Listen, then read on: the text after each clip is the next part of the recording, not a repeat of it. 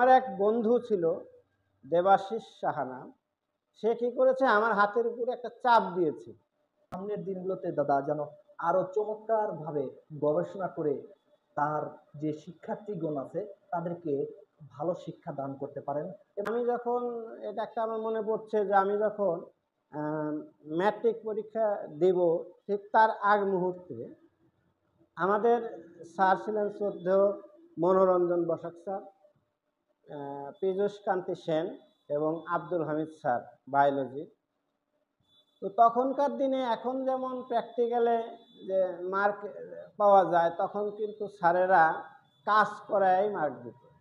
এখন শোনা যায় যে এরকম দেয়, আমি জানি না দেয় কিনা।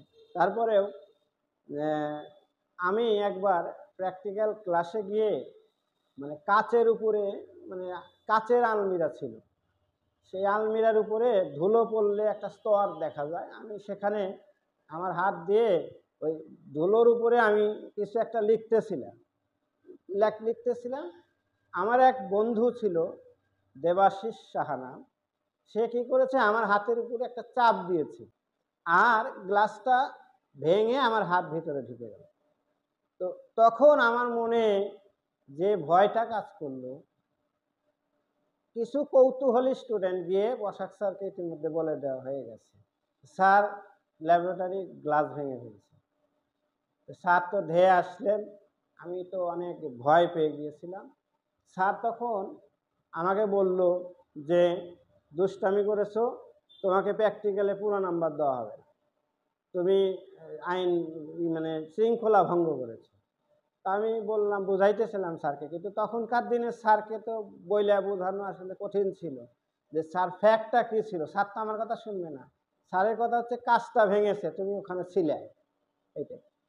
আমি তো সেই যে ভয়ে ভয়ে ছিলাম, স্যারকে দেখলে স্যারের পিছে পিছে ঘুরতাম এবং একটা ভয় ছিল। তখন আমি প্র্যাকটিক্যাল যখন ম্যাট্রিক পরীক্ষা হলো, তখনও আমার ভয় কাজ করতেছিল যে স্যার আমাকে, আমি ভালো ছাত্র, আমাকে স্যার 1 কম দিলে আমি যদি 79 পেয়ে যাই তাহলে কেমন হবে, আমি তো লেটার মার্ক পাবো না। কিন্তু পরীক্ষার শেষে দেখা গেল যে না, স্যার আমাকে 25 দিয়েছে। তো সেদিন আমাকে স্যার বললেন যে তোমাকে যদি ভয় না দেখাইতাম তুমি তো লেখাপড়া ঠিক মতো করতে না, এই যে ভয়টা দেখাইছি তোমাকে, তার জন্য তুমি কিন্তু ভালো রেজাল্ট করেছো। আমি ম্যাট্রিক পরীক্ষায় লেটার মার্ক সহ 7 সাবজেক্টে লেটার সহ আমি ভালো রেজাল্ট করেছিলাম। এবং আমাদের সময়ে আমার বন্ধুরা 3 জন বোর্ড স্ট্যান্ড করেছিল। যে ডাক্তারের কথা বললাম, ডাক্তার, একজন ইঞ্জিনিয়ার এবং একজন হচ্ছে মনোরঞ্জন স্যারের মানে মেয়ে। এরা সবাই মানে করছিল। আমি 3 নাম্বারের জন্য প্লেসে যেতে পারি নাই আর কি, সেটা আমার দুর্ভাগ্য। আরেকটা ঘটনা মনে পড়ে, সেটা হচ্ছে একদিন ওই মনোরঞ্জন স্যারই, বসাক স্যার বলে আমরা দেখতাম। তা আমার ছোটবেলার থেকে শরীরে একটু বাত ব্যথার আছে, তো স্যারকে একদিন, স্যার আমাকে একদিন ডাকছে, সমজিৎ এদিকে আসো। আমি কৌতূহলে, আজকে আমরা বিদ্যুৎ সম্পর্কে পড়াবো তোমাদের, মানে বিদ্যুৎ কিভাবে উৎপন্ন হয়। তা আমরা সবাই গেলাম।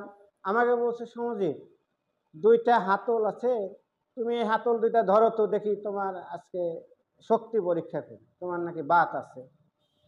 তা আমি কৌতূহল ভরে 2টা হ্যান্ডেল ধরেছি। স্যার কি করলো, স্যার হচ্ছে, তখন তার বুঝি নাই, এখন যেটা বুঝি, স্যার হচ্ছে ওই একটা চাকা ছিল, ওটা জোরে করে ঘোরানি দিল, আমি তো ধাস করে পড়ে গেলাম। মানে ওটা ছিল, এখন আমি যখন বুঝতে শিখলাম তখন ওটা ছিল হচ্ছে ঘর্ষ বিদ্যুৎ, যে ঘর্ষণের মাধ্যমে বিদ্যুৎ উৎপন্ন হয়। স্যার আমাকে করে দেখালো যে এটা, এই ধরনের মানে ঘটনাগুলো আমার স্মৃতিচারণ, মানে আমার স্মৃতিতে ভেসে ওঠে আজও। এবং স্যারদেরকে আমি খুব মিস করি। আমি সবচেয়ে মিস করি যে আমার সেই হরিপদ দে স্যার, বাদল স্যাররাকে, যার কাছে আমি সন্ধেবেলায় হারিকেন নিয়ে পড়তে যেতাম, হাতে একটা হারিকেন নিয়ে তার কাছে পড়তে যেতাম। সে সারাদিন সময় দিতে পারতো না, যেহেতু আমি ভালো অন্য অন্য জায়গায় পড়তে পারতাম না টাকা পয়সার অভাবে। স্যার আবার খুব খুব কাইন্ডনেস ছিল, তিনি আমার কাছ থেকে টাকা পয়সা নিত না, বলতো তুমি সন্ধ্যাবেলায় আসো। এমনও সময় যেত যে হারিকেনে তেলও থাকতো না। টিপ টিপ করে জ্বলতো, অন্ধকারে যাইতে হতো, বিদ্যুৎ ছিল, মানে টিপ টিপ ওয়াবদা ছিল, তখন পল্লী বিদ্যুৎ ছিল না। সময় আমি নিজের ঘটনায় যদি বলি, আমার বই, আমরা তখন বই হচ্ছে পার সেন্টেন্সে কিনতাম। আমি বাদল স্যারের মেয়ের বই নিয়ে পড়তাম। বাদল স্যারের, আমার বাদল স্যার অত্যন্ত ছিল কি, আমার যে বড় ভাই, তার বয়স আর আমার বয়সের ডিফারেন্স হচ্ছে 25 বছরের। তাকে, সেও তার ছাত্র, এবং তাকেও সে বই কিনে দিছে, এবং আমাকেও তার মেয়ের বই দিয়ে সহযোগিতা করেছে। এবং বই কে কত চকচকা রাখতে পারতো, তার বই তত বেশি দামে আর একজন কিনে নিতে পারত। আমাদের তো পুরান বই কিনে কিনে পড়তে হয়েছে, কিন্তু এখন অনেক সরকার বিনামূল্যে পাঠ্যপুস্তক দেয়, এটা একটা ভালো দিক। এবং সবাই একই সময়ে বই পাচ্ছে, এটাও একটা ভালো দিক। যার জন্য আমাদের সময় বই পাওয়া খুব দুষ্কর ছিল, এখন তো বই সহজেই পাওয়া যায়। আমি শিক্ষার্থীদের করোনার সময়ে, করোনাকালীন সময়ে আমি অনলাইন ক্লাসে যুক্ত ছিলাম। আমি ইউটিউবে ক্লাস ছেড়ে দিতাম, আমাদের শিক্ষার একটা পেজ ছিল, সেখানে ক্লাস দিতাম। সেখানে আমাদের স্যারেরা ক্লাস আপলোড করতো, ছাত্ররা দেখতো, কিন্তু সবাই তো তখন মানে ওইভাবে স্বাবলম্বী না, যার ফলে সবাই সেই মেসেজটা পেত না। তা আমার কি হচ্ছে যে, এখনকার শিক্ষার্থী যারা আছে, এই শিক্ষার্থীদের প্রতি আমার একটা উদাত্ত আহ্বান থাকবে যে, আমি, আমার দুঃখ লাগে যে আমি যখন হেঁটে যাই দেখি যে যে বারান্দার সিঁড়ির উপর দিয়ে বসে বসে বাচ্চারা ফোনে কি কি যেন বলছে আর মোবাইলে খেলছে। আমি নামই অনেকটা বলতে পারি না, শুনি পাবজি, ব্লু হোয়েল, তারপরে কি কি খেলে, ফ্রি ফায়ার। তা আমার যা মানে এই গেমগুলো বাচ্চাদেরকে ব্রেন মানে একদম অকার্যকর করে দিচ্ছে, যার ফলে তারা মেধাশূন্যর দিকে যাওয়ার পথে। তা আমি সম্মানিত অভিভাবকবৃন্দ এবং সম্মানিত আমরা যারা শিক্ষকতা পেশায় আছি, আমার অন্যান্য শিক্ষক বৃন্দকে স্বনির্বন্ধ অনুরোধ জানাবো যেন বাচ্চাদেরকে এই মোবাইল থেকে মানে দূরে রাখা যায়, যতটুকু দূরে রাখা যাবে। এদের মানে এদের আমাদের সময়ে সহপাঠ্যক্রমিক ব্যবস্থা ছিল, আমরা গল্প পড়তাম। আমি নিজে পাবলিক লাইব্রেরির সদস্য ছিলাম, এবং ওখানে গিয়ে আমি বই পড়তাম, সংবাদপত্র পড়তাম। আমি যে বিভিন্ন তথ্যগুলো, আমি বিভিন্ন চাকরির ইন্টারভিউ দিয়েছি বিভিন্ন সময়, আমি কিন্তু কোনো নির্দিষ্ট বই পড়ে যাইতাম না। আমি মানে আমার সংবাদপত্র থেকে কালেক্ট করতাম। তখন তো ইউটিউব, ফেসবুক, টুইটার, মেসেঞ্জার কোনো কিছুই ছিল না, উইকিপিডিয়ার সঙ্গে নামই জানতাম না। তা আমরা কিন্তু পেপার থেকেই প্রত্যেক দিন আসতাম, নীলমণিদার ঘরে বসতাম, পেপার পড়তাম, ঘন্টার পর ঘন্টা পেপার পড়ে চলে যেতাম। আমি বাচ্চাদেরকে বলবো যে তোমরা পাঠ্য বইয়ের পাশাপাশি অন্যান্য যে বই, শিক্ষামূলক বইগুলো আছে, সেগুলো অধ্যয়ন করো।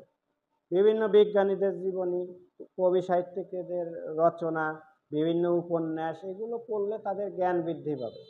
এবং তারা যদি মোবাইলটাকে সঠিক ইউটিলাইজ করে, সঠিকভাবে যদি ব্যবহার করতে পারে, তাহলেও মানে এর থেকে উত্তম হতে পারে। তারা যদি গেম না খেলে ওই সময়টা একটা ক্রিয়েটিভ কিছু করে, ক্রিয়েটিভ যদি চিন্তা ভাবনা করে, তাহলে তাদের জীবনে সফলতা আসবে বলে আমি মনে করি। হ্যাঁ, আমি বেশ কিছুদিন যাবৎ এই প্রোগ্রামটা দেখছি, এবং আমার ভালো লাগছে এটা জেনে যে আমি মানে বিভিন্ন স্যারদের বক্তব্য যখন শুনি, তাদের সেই ক্লাসের কথাগুলো আমার মনে পড়ে যায়। যেমন দিলীপ স্যার আছে, দীপক স্যার আছে, এই যে পুরাতন যারা স্যাররা আছে, এদের যে কণ্ঠস্বরগুলো আমি আপনার মাধ্যমে পেয়ে যাচ্ছি। তে এই যে পাওয়াটা, এটাও মানে এই যে দীর্ঘদিন তারা যখন থাকবে না, কিংবা আমিও যখন থাকবো না, আমার পুত্ররা, আমার পুত্র সন্তান, কন্যা সন্তান, আমার নাতি নাতনি যখন আমার জিনিসগুলো, আমার এই কথাগুলো তারা শুনবে, তখন আমি হয়তো দেখতে পাবো না, তখন হয়তো তাদের ভালো লাগবে, তারা বলতে পারবে এই যে আমাদের পূর্বপুরুষরা এমন ছিল, তারা কি করছে। এই জন্য আপনাকে অসংখ্য ধন্যবাদ। আমি দর্শকদের একটা কথাই বলবো যে যে এই যে অনুষ্ঠানটা চলছে, মানে প্রোগ্রামটা চালু আছে, আপনারা এই প্রোগ্রামটাকে বেশি বেশি করে শেয়ার করবেন এবং আপনারা দেখবেন। তাহলে হয়তো আমাদের আমিনুল সাহেব আরও উৎসাহিত হবে, সে আরও আরও ভিডিও মেসেজ আমাদেরকে ভালো ভালো স্যারদের বক্তব্য আমাদের কাছে শোনাতে পারবে। আমি চাই যে সারা বাংলাদেশব্যাপী এই প্রোগ্রামটা চালু হয়ে যাক, সবাই এটা দেখুক, সবাই আলোকিত মানুষ হোক, সবাই সেই জ্ঞানগর্ভ বক্তব্যগুলো শুনুক। যারা বেশি বেশি জ্ঞানী আছে তাদের কথা, তাদের মন্তব্য, তাদের দুটো কথা শুনে আমরা ভালো মানুষ হই, সৎ মানুষ হই, মানুষের মতো মানুষ হই। আমরা যতটুকু জেনেছি, যতটুকু দেখেছি, ছোটবেলা থেকে দাদা আহ, সহজভাবে বাজারে যেতেন, সহজভাবে আসতেন, কথা বলার ক্ষেত্রে সহজ সরল ভাষাটা প্রয়োগ করতেন, মানুষের সাথে হানাহানি অথবা মানুষকে মেধা দিয়ে আজকে তিনি এই পর্যায়ে এসে পৌঁছছেন। আমরা তার উত্তরোত্তর বৃদ্ধি কামনা করছি।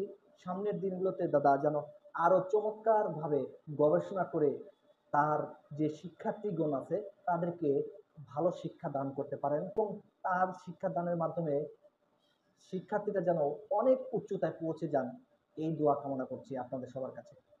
পাশাপাশি আমার দাদার জন্য দোয়া করবেন, তিনি যেন সুস্থ সুন্দরভাবে জীবনযাপন করতে পারেন।